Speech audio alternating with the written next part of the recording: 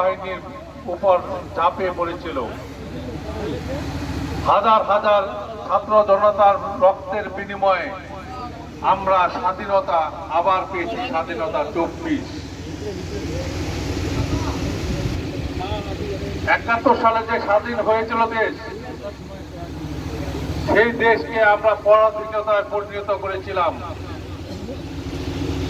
এই খুনি হাসিনা যতবার ক্ষমতায় এসেছে বা জোর করে ক্ষমতা দখল করেছে, প্রতিবারই কারো না কারো উপর ভর করে অন্যের তাবেদার হয়ে অন্যের দাসত্ব বরণ করে ক্ষমতা চালিয়েছে, দেশ চালিয়েছে। অন্যের দাবিদারি করতে যে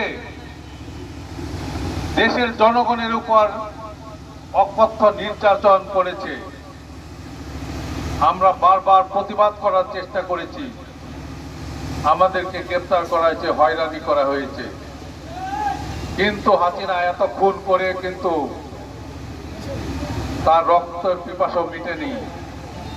সে চেয়েছিল বাংলাদেশের অর্ধেক লোক খুন করার, কিন্তু দেশপ্রেমিক সেনাবাহিনী তাতে রাজি হয়নি। তাই ওনাকে পালিয়ে যেতে হয়েছে।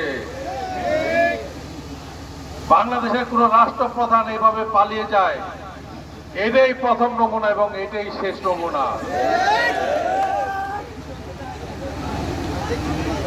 দেশনেত্রী বেগম খালেদা জিয়া উনি গৃহিণী থেকে রাজনীতিবিদ হয়েছেন। উনি 9 বছর স্বৈরাচারী এরশাদের বিরুদ্ধে আন্দোলন করে এরশাদের পতন ঘটিয়ে জনগণের রায়ের মাধ্যমে উনি এদেশের প্রধানমন্ত্রী হয়েছেন। উনি এদেশের 3 বারের প্রধানমন্ত্রী।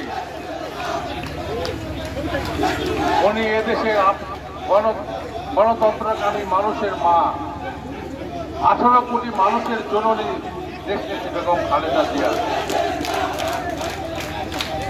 উনি এদেশের স্বাধীনতার ঘোষক শহীদ রাষ্ট্রপতি জিয়া রহমানের সহধর্মিণী।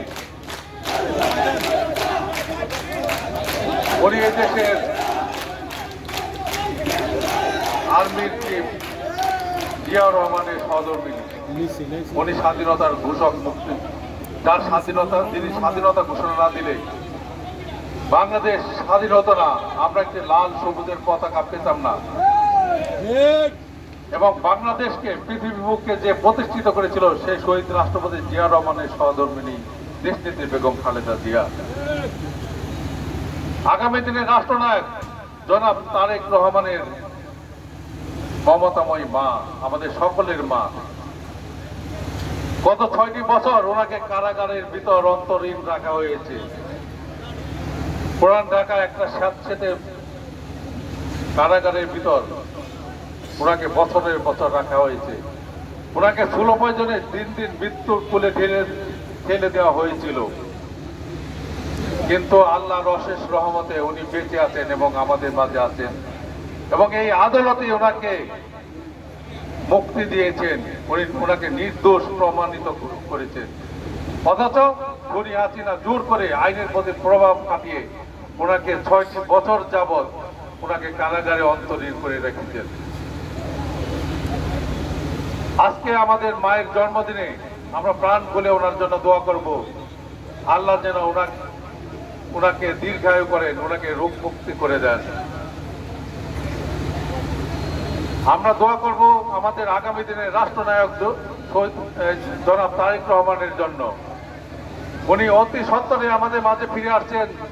উনি যেন তাড়াতাড়ি সুস্থ শরীরে আমাদের মাঝে ফিরে আসতে পারেন এবং এই দেশের নেতৃত্বের হাল ধরতে পারেন।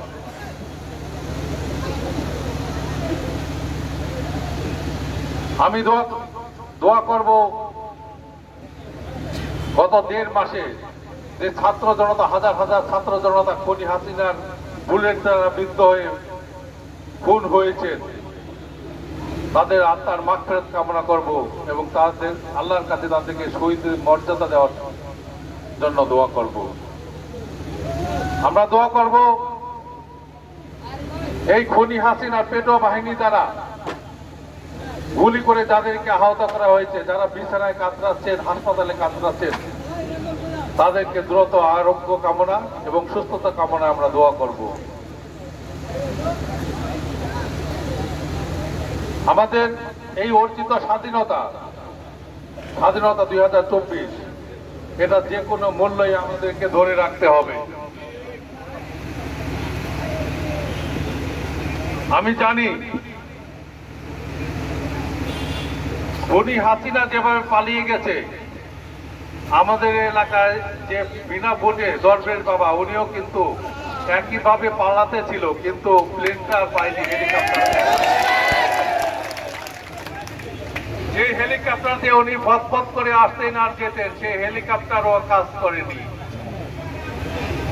উনি পুলিশ সেজে, উনি মাঝি সেজে সে নৌকা দিয়েই পালাতে ছিল, কিন্তু উনি এতটাই পরিচিত ছিল কারণ প্রতিদিনই ওনাকে টেলিভিশনে 2-3 বার দেখা যেত।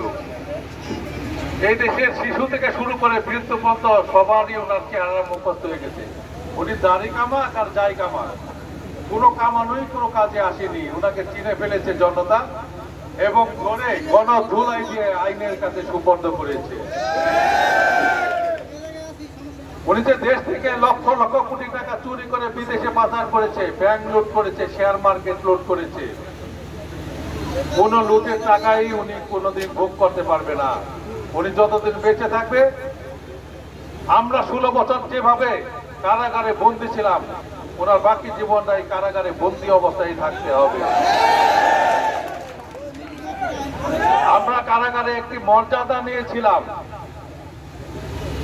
আমরা রাজনীতিবিদ, আমরা দেশের জন্য যুদ্ধ করেছি, দেশের গণতন্ত্র রক্ষার জন্য আমরা আন্দোলন করেছি, আমরা রাজবন্দী ছিলাম। আর ওনারা জেলখানা ঢুকবে চোর হিসাবে। ওনারা চোর, ওনারা খুনি, ওরা জাতীয় বেঈমান, ওরা দেশের লুণ্ঠনকারী। সুতরাং জেলখানার ভিতরে গেলে জেলখানার যে যারা কয়েদি বাইরে আছেন, তাদের মায়ের খাইতে খাইতে বাকি জীবন এদের পার হবে। এটা সবকিছুই আল্লাহর রহমত, আল্লাহর মেহেরবান। আল্লাহ চেয়েছে তাই খুনি সরকারের পতন হয়েছে আমাদের সকলের সহায়তায়। আমি জানি এই দরবেশে প্রেতাত্মারা এখনো কিন্তু আশেপাশে ঘোরাফেরা করছেন, আপনাদের কারো না কারো উপরে ভর করার চেষ্টা করছেন। আপনারা সকলে কিন্তু বিজ্ঞ রাজনীতিবিদ, দীর্ঘ সময় রাজনীতি করে আসছেন, অনেক জুলুম অত্যাচার সহ্য করেছেন। এই দেশের স্বাধীনতা এবং গণতন্ত্র ধরে রাখার জন্য আপনারাই কিন্তু যথেষ্ট। অন্য কোনো চোরটা, ছিনতাইকারী, রাহাজানকারী, লুটেরা, দুষ্কৃতিকারী কারোরই সহায়তা দরকার নেই আপনাদের। আপনারা স্বাধীন দেশের লোক, স্বাধীনতা ভোগ করার জন্য নিজেরাই এগিয়ে যান, দেশের স্বাধীনতা ঠিক মতো চলবে। আপনারা কখনোই কোনোভাবেই রাগের বশবর্তী হয়ে হোক বা হিংসার বশবর্তী হোক, আশেপাশে কারোর প্রতি কোন রকম খারাপ আচরণ করবেন না। যে কাজগুলো আওয়ামী লীগ করেছে সে কাজগুলো আপনারা দয়া করে করবেন না, তাহলে কিন্তু এই জাতি আমাদেরকেও ক্ষমা করবেন না। সুতরাং আমরা স্বাধীনতা পেয়েছি, স্বাধীনতাটা রক্ষা করব, এটি আমাদের মূল কাজ। আমরা কোনো ক্রমেই আমাদের হিন্দু, খ্রিস্টান, বৌদ্ধ ভাইরা যারা আছেন তাদের উপর অত্যাচার বা অনিয়ম করব না। আপনাদের উপর ভর করে, বিগত দিনে আপনারা এগুলো করেন নাই, কিন্তু আপনাদের উপর ভর করে আওয়ামী সেই গুন্ডারা কিন্তু এই আগামগুলো বিগত দিনে করেছে, আগামীতেও করার চেষ্টা করবে। এই দেশের মাইনরিটি হিন্দু, খ্রিস্টান, বৌদ্ধরা কিন্তু সবসময় নির্যাতিত হয়েছে আওয়ামী লীগের আমলে। বিএনপির আমলেই কিন্তু এরা শান্তিতে সবসময় ছিল। আমরা এখনো তাদেরকে শান্তিতে রাখতে চাই এবং সহাবস্থানে থাকতে চাই। তাই আপনাদের প্রতি আমার আকুল আবেদন, এই স্বাধীনতাকে আমরা সকলে মিলে ভোগ করি। এই দেশটা আমাদের। এই দেশের স্বাধীনতা এবং গণতন্ত্র রক্ষা করতে হলে আপনাদের সকলেই সজাগ দৃষ্টি রাখতে হবে। আমাদের আগামী দিনে রাষ্ট্রনায়ক জনাব তারেক রহমান আসছেন, ওনার দিক নির্দেশনায় উনি যেভাবে নির্দেশনা দেয় সেভাবেই আমরা এই দেশটাকে আরো স্বনির্ভর করে তুলব, সুন্দর করে তুলব, গতিশীল করে তুলব এবং পৃথিবীর বুকে বাংলাদেশ একটি আদর্শ দেশ হিসেবে পরিগণিত হবে। সেই ওনার আসার অপেক্ষা থেকে আমাদের গণতন্ত্রের মা দেশনেত্রী বেগম খালেদা জিয়ার রূপ মুক্তি কামনা করে এবং আমাদের আগামী দিনের রাষ্ট্রনায়ক জনাব তারেক রহমান দ্রুত আমাদের মাঝে ফিরে আসবেন, আমাদের নেতৃত্ব দিবেন সে আশা ব্যক্ত করে আমার বক্তব্য এখানে শেষ করছি। খোদা হাফেজ। বাংলাদেশ জিন্দাবাদ।